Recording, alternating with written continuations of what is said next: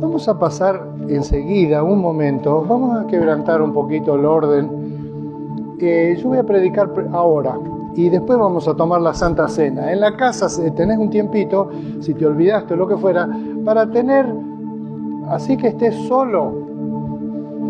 Si vos cumplís esta cuestión, si vos sos una persona que le ha entregado su vida a Jesucristo, no si no lo has hecho. Y te explico por qué, porque dijo el apóstol Pablo. Si una persona no ha entregado su vida a Cristo, lo que hacemos al comer un pedacito de pan y tomar una copita pequeña de vino, no significa nada. En realidad lo único que significa es que te estás tirando tierra encima porque estás jugando a que has entregado tu vida y que Cristo está integrado en tu vida falsamente. Entonces ahí está el tema. De manera que si vos has entregado tu vida al Señor, podés tomar y bienvenido seas, porque Jesús en la cena dijo: tomen de esta copa y de este pan, compártanlo para todos. Y la idea de Jesús era cuantos más mejor, no cuanto menos mejor, sino cuantos más mejor, cuantas más personas le podamos compartir, porque Él mismo dijo: nosotros cada vez que hacemos este acto, algo formal que hacemos en la iglesia, lo que estamos haciendo es anunciar la muerte y la resurrección de Cristo.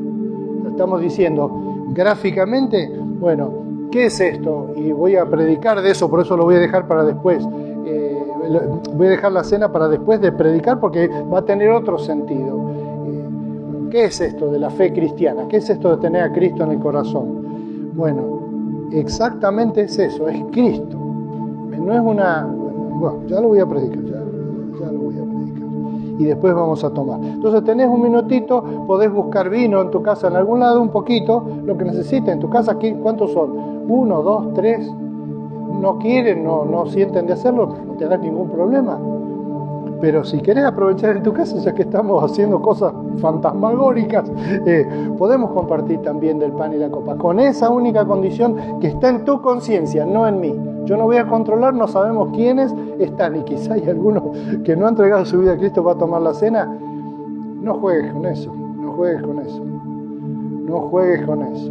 Más vale entregarle tu vida a Cristo, es mucho más fácil, es barato, es gratis, porque el que pagó todo acá es Cristo, dio su vida por nosotros. Esa es la esencia de la cena, es algo entregado, pan que se come, vino que se bebe, vida entregada, grano de semilla que fue molido, que fue cocinado, que fue amasado, que fue mordido, que fue cortado, mordido, tragado, y ahí es donde el pan da su fruto, ahí es donde la uva fue pisada, como se hacía en la antigüedad, y fue fermentada, y fue puesta en unos cántaros, y después de la fermentación, entonces llegó un punto que se estabilizó y pudo ser bebida, y ahí recién se aplica. Es lo mismo con Cristo.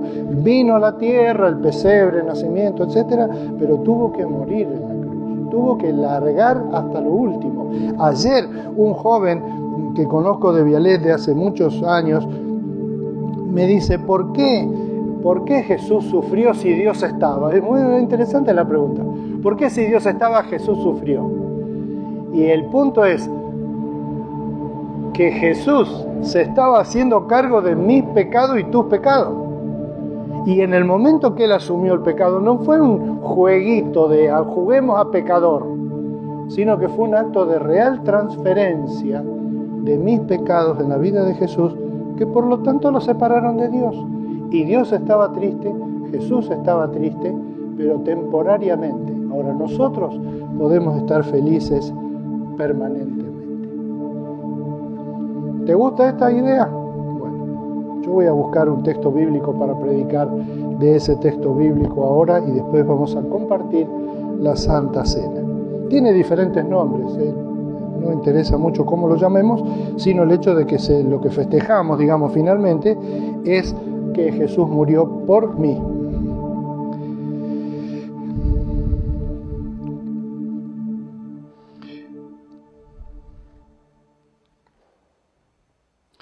Estoy buscando Colosenses 2:9. Digo por si lo querés buscar en tu Biblia. Te va a llamar la atención que elegí este texto para esta noche. Colosenses 2:9. Dice que hay un caso que se le conoce con el nombre de la fe del carbonero. Dice que en la Edad Media le preguntaron a un carbonero, un hombre que vendía carbón con un carrito y vendía carbón, es un hombre muy elemental, muy inculto, muy bruto, esa es la verdad. Y entonces había alguien que hablaba con él y le preguntó, bueno, ¿y usted qué cree? Y él dijo, yo creo lo que cree la Iglesia. Muy serio.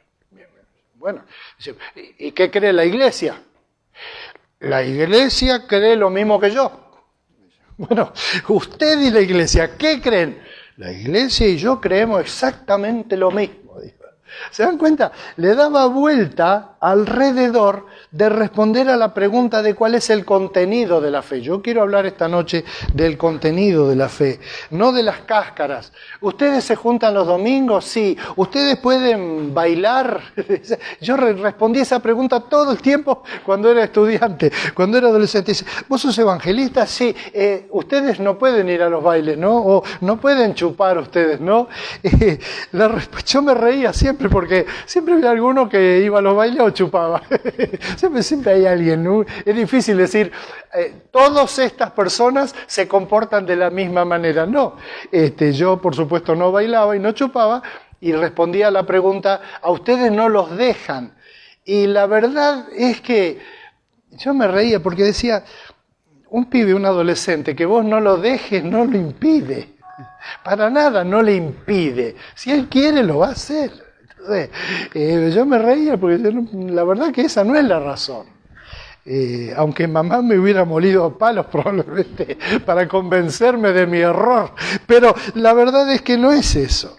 Es también qué hay en el corazón de una persona, qué hay en el interior de la vida, qué es el contenido de nuestra fe. Si nosotros somos preguntados de ¿qué creemos? ¿Qué respondemos? Podemos responder y ¿qué esperamos que vaya en nuestra respuesta? ¿Qué contenido que tenga nuestra respuesta? ¿Una respuesta que convenza al otro? ¿Una respuesta que sea fiel, justa y que uno muestre que conoce todo? ¿O una respuesta humilde, como dijo el ciego que se encontró con Jesús, a quien le preguntaron, bueno, ¿quién te sanó? ¿Cómo fue? ¿Por qué pasó esto? Y él dijo, yo no sé nada, solamente sé que el hombre me dijo, mirá, y abrió mis ojos y vi. Y dice, yo lo único que sé es eso. Me encontré con un flaco que estaba allá y ahora veo. No sé qué, ahora veo. Y ese es el testimonio. Que cualquiera de nosotros, ¿no? Puede decir, mi testimonio es, cuando yo encontré a Cristo, mi vida cambió. En mi caso personal, yo era un niño, tenía 7 años, tenía temor de que cuando muriera no iba a ir al cielo, donde ya estaba mi abuelo, y ese mi abuelo era, yo me hubiera gustado estar con él. Y mi abuelo ya había fallecido, entonces yo estaba pensando, si yo muero voy a ir al cielo. Y vino un pastor y dijo, bueno, si alguno acá tiene pecados que quiere que el Señor le perdone, pídele perdón porque Jesús murió por eso, por tus pecados. Yo dije, ¿cómo que mis pecados? Y efectivamente, cuando él dijo así, yo levanté mi mano aceptando el perdón de los pecados porque Jesucristo me había sanado en ese momento. Y yo me di cuenta en ese momento. ¿Y cómo cambió mi vida? Que desde ese entonces hasta ahora sé claramente que con todos los vaivenes de la vida, Jesús me ha perdonado los pecados. Vos decís, sos cara dura, ¿eh? Sí, soy cara dura. Sí. Y ese es un pecado que ha perdonado Jesús. Jesús perdonó mis pecados por una sencilla razón. No porque yo era bueno, no hubo cambio, de hecho no hubo ningún cambio profundo en mi vida cuando era tan pequeño. Sí que sentí que el Señor me dijo que me perdonaba. Y si Él me dijo, entonces yo no necesito darle una propina porque me perdonó, punto, porque el ofendido es Él. Cuando uno peca, ofende a Dios, no a uno mismo. No importa, dice, no, porque no conviene, no hay que matarse porque si no, no habría sociedad. Sí, es cierto que no habría sociedad, pero el pecado de matar es una ofensa a Dios primariamente, que es el creador de la vida, y después también sobre la vida de los demás. En el texto que yo elegí para esta noche, que es un texto un poco extraño, dice así: el apóstol Pablo a Colosenses, la iglesia en Colosas, una ciudad del Asia Menor: toda la plenitud de la divinidad habita en forma corporal en Cristo. Eso nada más. Ustedes dirán, ¿y qué va a decir de ese texto? Bueno, te voy a decir lo que dice este texto. Lo primero que hay en este simple versículo de Colosenses 2:9 es una expresión del apóstol Pablo típica de él, la expresión en Cristo. Esta versión que yo estoy leyendo creo que es la nueva versión internacional, pero no estoy seguro, es la NBI, sí, nueva versión internacional. Si vos te fijas, dice: toda la plenitud de la divinidad habita en forma corporal en Cristo, y lo dice al final. En el texto griego, si te fijas en el versículo anterior, menciona a Cristo, dice, y no con los principios de este mundo, y no conforme a Cristo. En el texto original dice, Cristo, en el cual toda la plenitud de Dios habita. Está puesto al revés. Voy a poner un ejemplo para que se entienda lo que quiero decir. Una persona puede decir, por ejemplo, la causa de todas las desgracias del club Boca Junior es Riquelme. O podría decir, poniendo el sujeto al principio, Riquelme es la causa de todas las desgracias de Boca Juniors. Por decir algo, no quiero meterme en eso, y justo estamos compitiendo en el horario prime time con el partido Boca River que están jugando ahora. Sí, porque en este texto, yo elegí los textos, cuando el apóstol Pablo escribió esto, él escribía a través de una persona que podía leer y escribir bien. Él sabía leer y escribir porque había sido educado, muy bien educado, pero probablemente tenía un problema en la forma para escribir, digamos, en su trazo. Probablemente tenía algo como Parkinson o algo, o en la vista, porque en algunas de sus cartas cuenta él que en una pone, miren qué grandes letras hice en mi salutación. Entonces la parte del saludo de la carta él escribió con unas letras grandes, probablemente o porque no veía bien o porque el pulso le temblaba o no tenía motricidad fina. Acá tenemos una experta de eso que podría hacer una teoría sobre qué pasó con Pablo. Sea como sea, así se escribían estas cartas. En la Edad Media, a toda la Biblia, como a todos los libros de la literatura clásica, los griegos, los filósofos griegos y todo, se los dividió en capítulos y versículos. Entonces, lo que primariamente era en la Biblia una verdadera biblioteca donde había un libro y otro libro y otro libro y otro libro, pasó a haber libros que a su vez están divididos en capítulos y versículos. ¿Para qué? Para que, como acabamos de hacer, alguien pueda decir Colosenses 8:9 y entonces vamos y derecho buscamos la ubicación. Es una cuestión de técnica para buscar textos. Como dijo el apóstol Pablo en 1 Corintios 13:6, esa es la forma rápida de citar un texto. Pero cuando Pablo produjo este material, él fue escribiendo la carta, probablemente a alguien que él le dictaba, y él entonces estaría ahí sentado, mirando y pensando en lo que estaba escribiendo y decía, bueno, a ver, vamos a escribirle, a los hermanos de Colosas, y entonces el tipo ponía, a los hermanos de Colosas, gracia y paz de Jesucristo, y espere, gracia y paz del Señor Jesucristo, de parte mía, y ¿se dan cuenta cómo va el tema? Es decir, él tenía mucho tiempo para pensar cada frase, porque la forma de bajar eso a escritura era lenta, extremadamente lenta, que tiene una ventaja. La ventaja que tiene en escribir lento es que uno no usa palabras de más como hay personas que hacen. Yo leí de uno una vez. Entonces hablan, dicen cosas, meten palabras de ejemplo, se las tenés que poner en piedra, entonces la vas a pensar bien. Dice, estoy bien, punto. Entonces, porque si no va a tener que estar días enteros escribiendo una carta. Entonces, en este texto, el primer elemento que hay que ver para hacer justicia, como lo escribió el apóstol Pablo, es una expresión favorita de Pablo, que es la expresión en Cristo. Si cada vez que lean alguna cosa del apóstol Pablo encuentran la palabra en Cristo, les va a llamar la atención que aparece muy seguido. ¿Por qué? Porque lo que Pablo está queriendo enfatizar todo el tiempo es que nuestra fe, la fe cristiana, es cristiana. Hay otras fe, digamos, diferentes religiones, que tienen un contenido doctrinal muy fuerte. Por ejemplo, algunas religiones tienen, como el maometismo, por ejemplo, tiene las 600 y pico suras del Corán.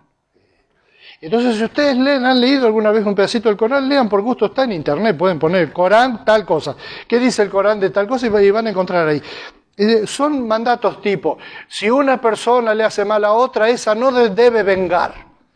Y está bien y tiene muchos preceptos, de hecho, muy buenos, y de hecho muchos que son calcos exactos de lo que están en la Biblia, porque eso fue escrito como cerca de 600 años después de Cristo, una cosa así. Y no están mal las instrucciones de no vengarse, ese tipo de cosas. Pero el foco en eso está puesto en la acción de las personas y no en Mahoma, por ejemplo, o en Dios.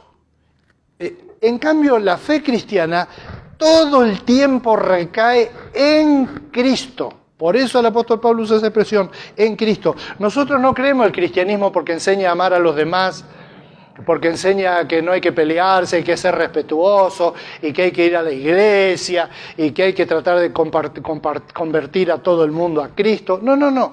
Nuestra fe es básicamente un discipulado de Jesús, es como anotarse en una escuela donde el maestro es Jesús, de por vida, entregando la vida, recibiendo el perdón de los pecados. Pero otra vez, el tema importante de la fe cristiana no es los pecados, es Cristo. Es el perdón de los pecados en Cristo. Si vos te fijás en la Santa Cena, Jesucristo cuando se refirió al pan y a la copa dijo, esto es mi cuerpo y esto es mi sangre. Y eso no quiere decir que literalmente era el cuerpo o la sangre de Cristo, no de ninguna manera. Vamos a ir sobre ese tema más adelante. Segundo punto que yo veo acá es justamente eso, el tema de la incorporación de Dios en Cristo. Este texto dice, en síntesis, que toda la divinidad, todo el ser de Dios está en Cristo, pero está en una forma especial. Si ustedes vos tenés abierta tu Biblia y me podés decir quizá, ¿en qué característica de esta presencia de Dios en Cristo, en qué forma está? Y es muy interesante lo que dice ahí. Y es una cosa que tiene que ver con nuestra teología, es fundamental.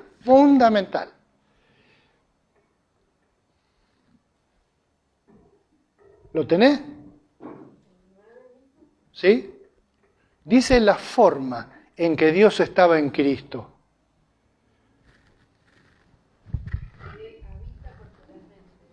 Corporalmente. Es muy interesante. Podría habitar simbólicamente, podría habitar doctrinalmente, ideológicamente, el mente que vos le quieras poner. Pero hay un punto ahí y está otra vez en la cena. ¿Qué es esto? ¿Se acuerdan? Cuerpo. ¿Qué es esto? ¿Qué dice del espíritu esto? Nada.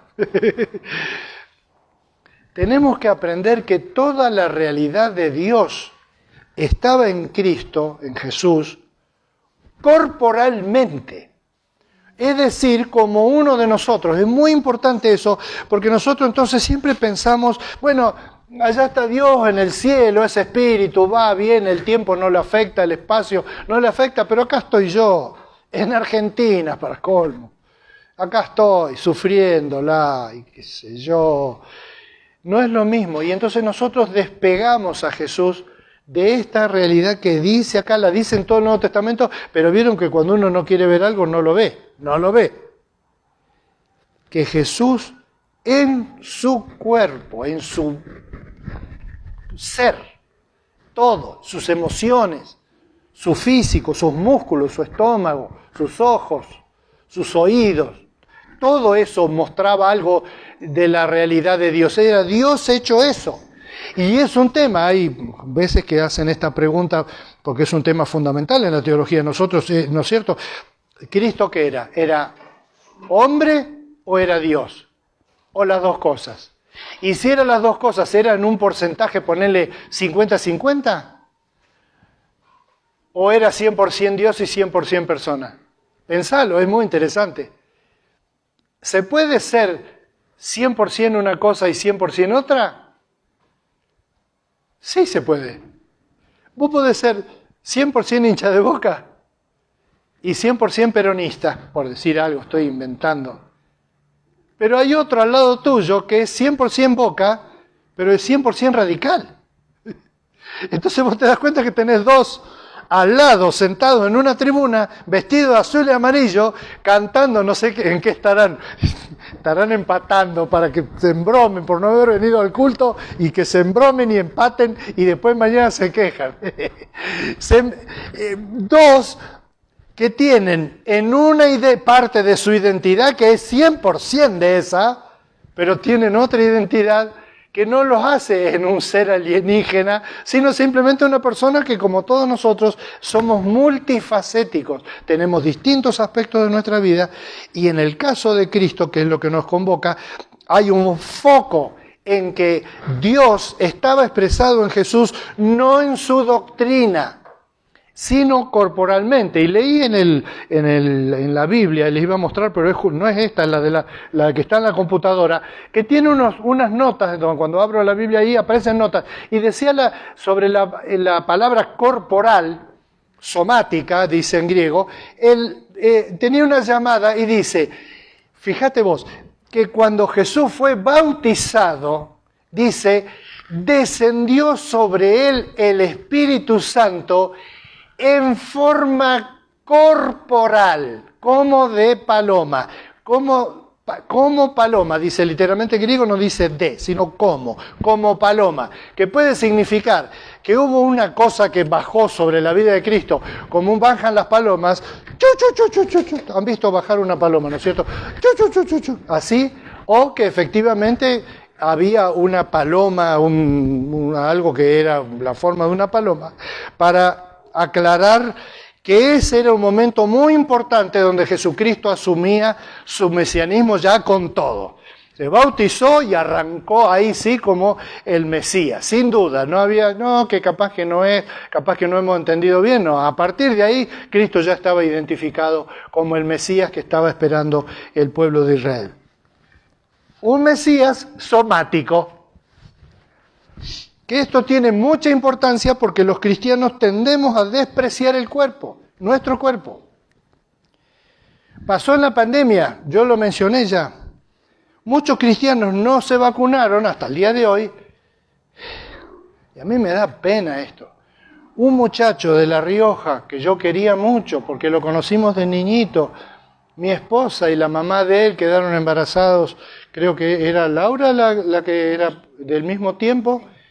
Entonces este muchacho estaba en La Rioja, era un laico, enseñaba en una escuela técnica y estaba con una obrita misionera, le ponía entusiasmo y me mandaba la foto y yo le decía, no están usando barbijos, entonces no me daba bolilla. Un día me escribió en WhatsApp y me puso, estás obsesionado con la pandemia, porque él creía que a los hijos de Dios nos da una protección especial y no nos afectan los virus. Se enojó conmigo. Un día llegó a ponerme el único de todos, de los que mando a los tips, me puso, no me manden más los tips. Porque se acuerdan los tips de la época de la pandemia, estaba todo el tiempo, vacúnense, pónganse el barbijo. Bueno, al principio no era ni vacúnense porque no había vacuna, ¿se acuerdan? Bueno, toda esa historia. Un día me puso, no quiero que me manden más los tips. Yo me di cuenta que estaba re caliente porque era un tipo calentón. Entonces dije, no le voy a tocar más la herida, lo dejo. No le mandé más los tips, lo saqué la lista. Es lo que él quería. A los pocos días, una hermana de la iglesia en Vialet, que lo conoce a la familia del tío de él, puso, oren por este chico porque está internado. Entonces le escribí, ¿cómo estás? Y me puso, bien, Dani, estate tranquilo. Estoy internado, pero solamente entubado externamente. No sé, me dijo, tengo una mascarilla, no es nada grave.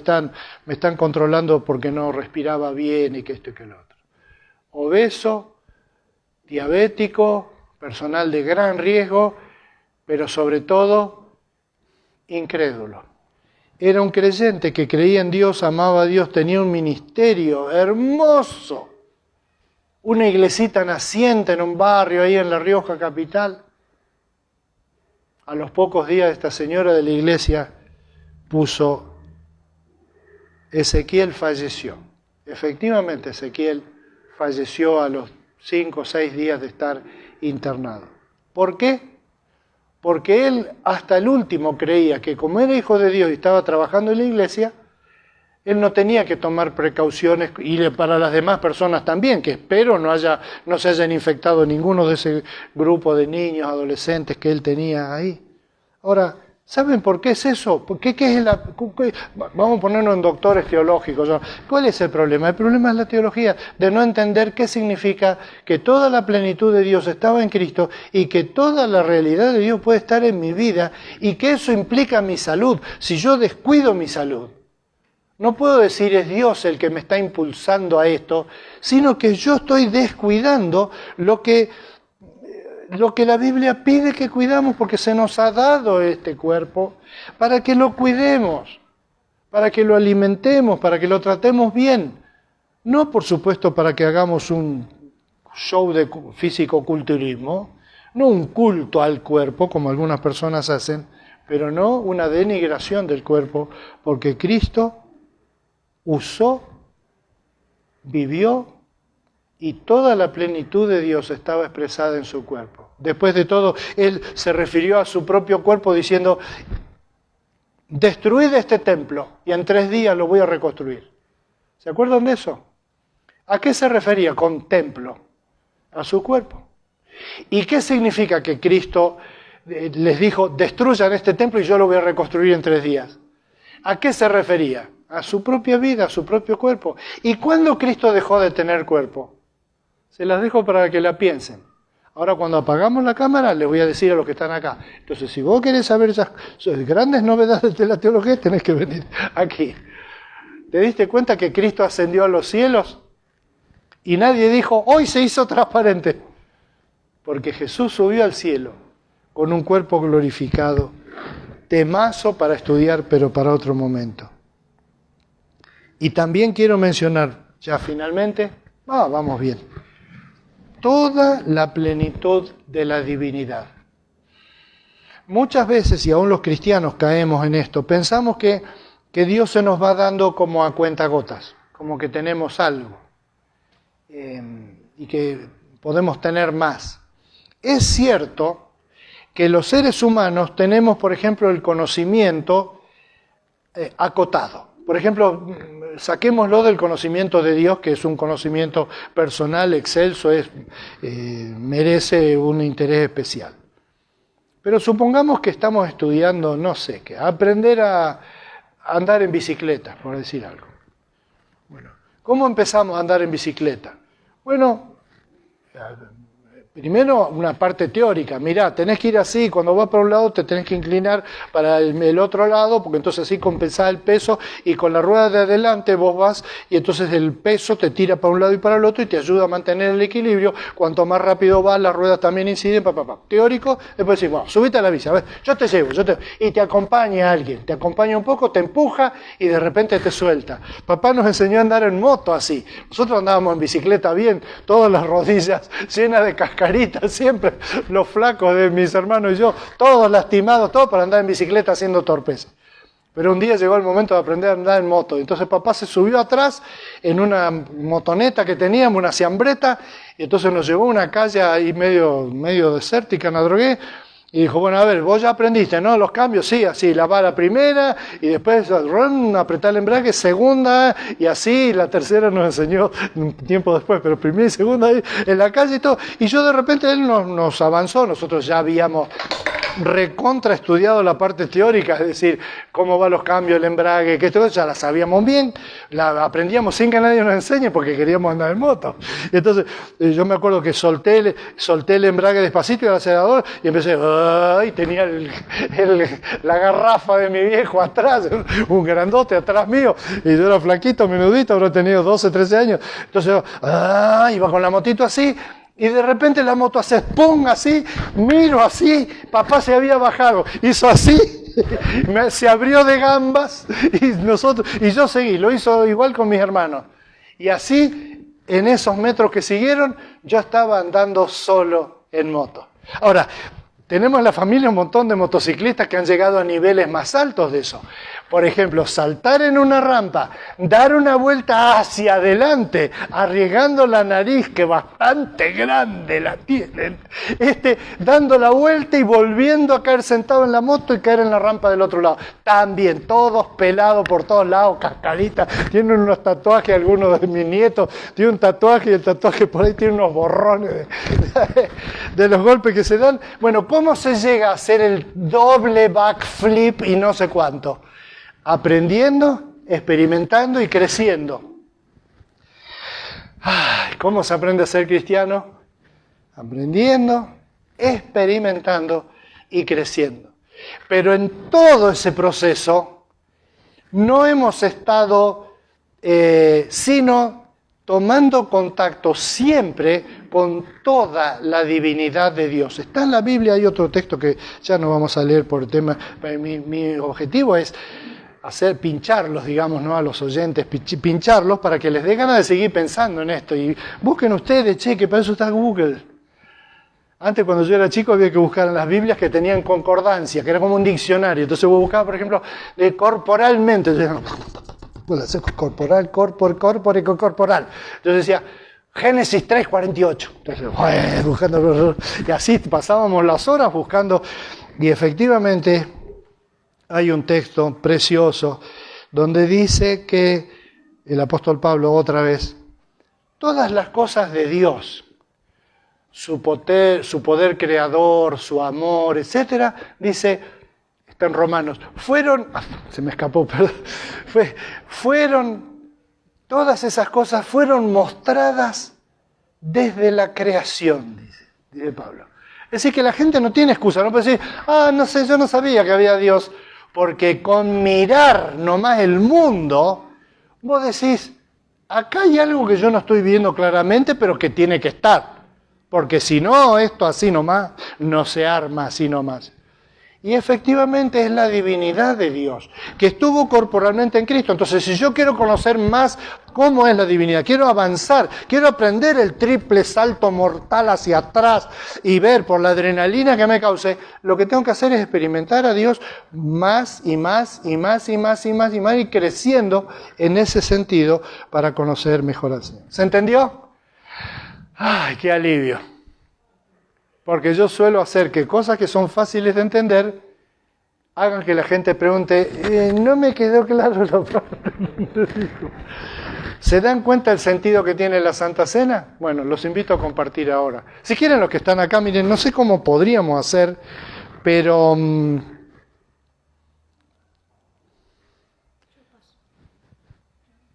ella lo pasa. Mi señora, que es la comisión de la iglesia directiva,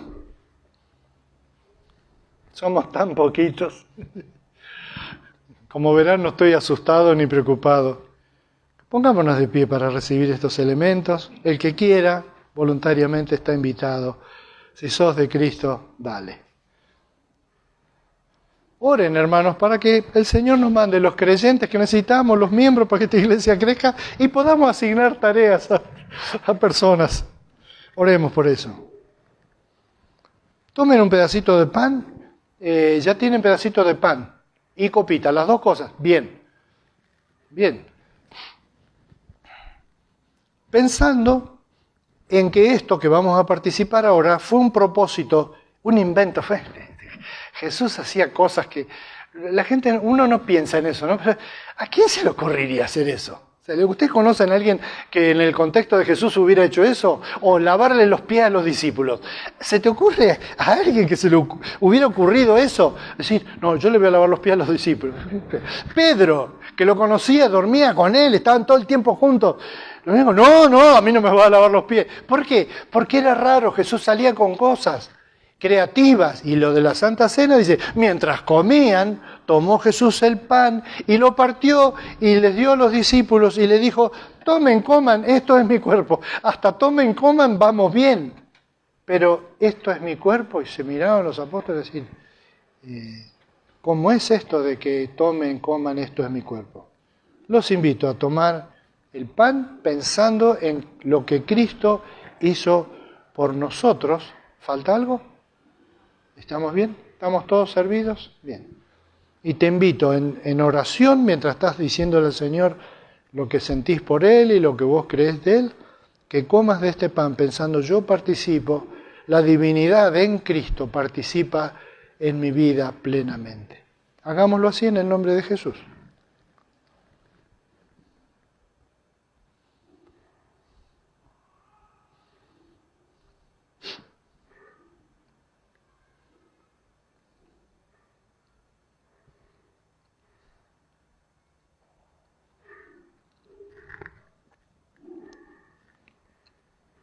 ¿Qué les pareció el pan? ¿Tienen gusto? Mónica lo cocinó, es un pan sin levadura, es lo que comieron ellos, un pan medio feo. No es lo rico del pan, es lo que representa. El pan que ellos comían en la Pascua era un pan sin levadura porque lo hicieron a las apuradas cuando el pueblo de Israel salió de Egipto. Y en recuerdo de que esa salida de raje, donde no tuvieron el tiempo para esperar que el Eude les obligó a comer un pan así nomás, que los chiquitos decían, mami, el pan no me gusta, bueno, comelo porque es lo único que hay. Eso quedó por 1000 y pico de años en el pueblo de Israel y Jesús participó, usó ese pan para hacer esto. Y también la copa. ¿Tienen todos una copita de vino? El vino es una simbología bastante obvia, más quizá que la del pan, de la sangre. En el tiempo de Jesús ningún judío hubiera ignorado que la sangre representa la vida, por una cosa obvia. Vos ves una persona que derrama mucha sangre y se muere, y vos sabés que la sangre es vital, que no se puede perder mucha sangre. Y había esas creencias que habían hasta ahora. Nosotros usamos la expresión, por ejemplo, de que se le amarga la sangre a alguien. Eso es un viejo concepto que no es científicamente válido, pero que es como una sospecha de que hay algo en la sangre de una persona que cuando tiene muchos disgustos, como tiene hasta en su boca, tiene gusto feo, dice esto es que la sangre se le ha amargado. Y lo cierto es que la sangre representa la vida dinámica, la vida fluyendo. La sangre que se derrama ya no vuelve al cuerpo, chao, la persona la pierde, es como su energía vital. Lo mismo que el aire también, pero en este caso particular la sangre, porque es lo que ellos veían cuando a alguien lo veían morir ahí mismo o lo veían donde había muerto. Y la gente que lo vio a Jesús morir en la cruz sabe que hay toda una historia sobre el derramamiento de la sangre de Jesús. Y cuando vieron los discípulos que eso había pasado, se acordaron de esto que pasó un par de días antes de que literalmente ocurra en la vida de Jesús. La vida de Jesús, ahora vos fíjate, Él dijo, esto es mi sangre, ahora yo me la voy a tomar como un símbolo, no es sangre. Pero de alguna forma lo que yo estoy haciendo es poner en mi cuerpo lo del cuerpo de Cristo. ¿Se dan cuenta? Es una figura, ¿no? Pero es muy loco pensar esto, es lo que Jesús inventó, es una cosa de Él. la vida de Él molida, ahora yo la ingiero y lo incorporo a mi vida. Toda la plenitud de Cristo, de Dios en Cristo, ahora yo la estoy incorporando en mi vida, no literalmente, no porque tome la Santa Cena, sino porque incorporo a Cristo en mi vida. Los invito a hacer así en el nombre de Jesús.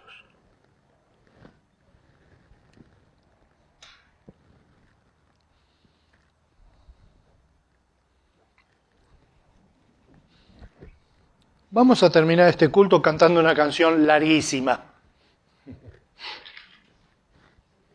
Ahora la va a poner Mónica, que es la operadora. Mónica es operadora, tesorera personal de maestranza y enamorada del pastor. La hipermonja de la iglesia Punto de Encuentro. Esta es una canción muy larga de un cantor español, pero que la vamos a usar para terminar nuestro culto en un momento de oración. ¿Qué preocupaciones creen ustedes que deberíamos traer? Bueno, está Lucía con nosotros. Semana pasada perdieron a su esposo, ella, y a su papá, su suegro, ellos ahí. Y es un momento difícil. Pero también estamos con el tema de la guerra, con el tema de la política, con el tema de que viene la guerra contra la inflación, viene un tiempo de preocupación económica. ¿Qué podemos hacer nosotros que tenemos incorporado en nosotros la presencia de Dios? Bueno, vamos a orar y lo vamos a hacer por medio de esta canción. Así la oramos. Sale la letra y es linda y no es muy difícil de... sí. Y la ofrenda. Mientras la cantamos, si quieren, podemos pasar a poner la ofrenda. Yo me estaba olvidando. Gracias por hacerme acordar. Voy a ponerlo acá, y el que quiera poner ofrenda física, acuérdense que se puede ofrendar también en forma digital. Subilo un poquito más. Subilo más.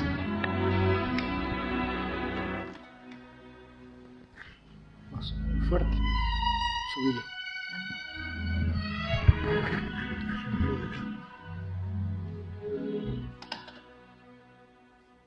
Solamente una palabra, solamente una oración.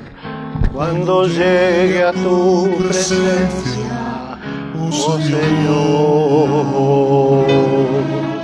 no me importa en qué lugar de la mesa me hagas sentar, o el color de mi corona, si la llego a ganar.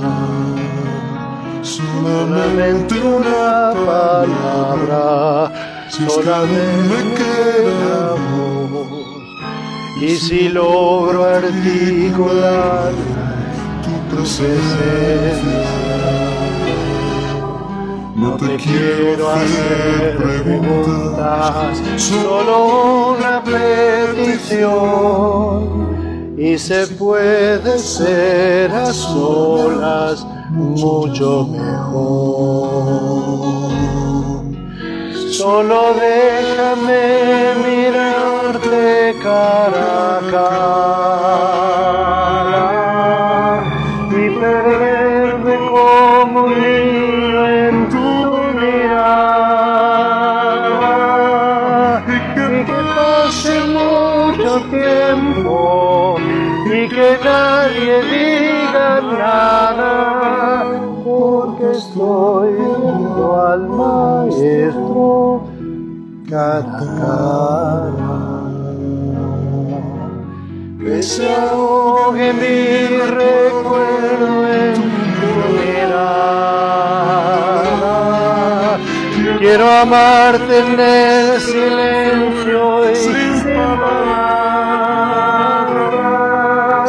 y que pase mucho tiempo y que nadie diga nada, solo déjame mirarte cara a cara.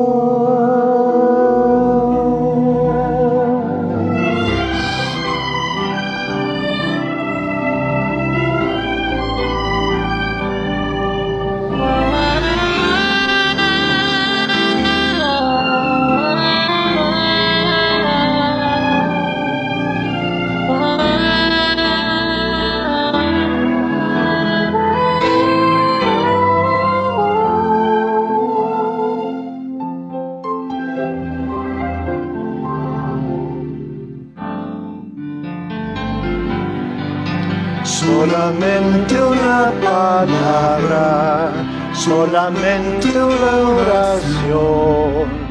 Cuando llegue a tu presencia, oh Señor, no importa en qué lugar de la mesa me hagas sentar, el color de mi corona, si la llego a ganar, solamente mirarte cara a cara, aunque caiga derretido en tu mirada, derrotado y desde el suelo, tembloroso y sin aliento, antes seguiré mirando dentro. Cuando caigan de tus plantas de rodillas, déjame llorar pegado a tus heridas,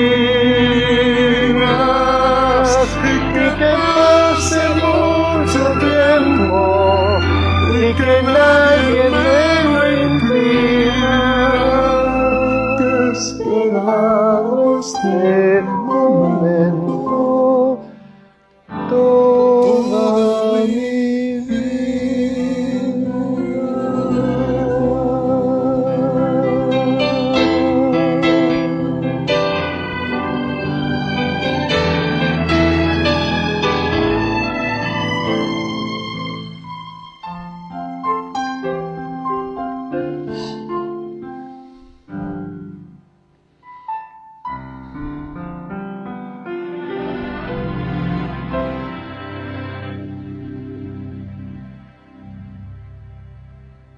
Quizá hemos esperado ese momento sin darnos cuenta que era eso, que necesitamos a Cristo. De manera que podés, si sentís que Dios te está llamando a abrir tu corazón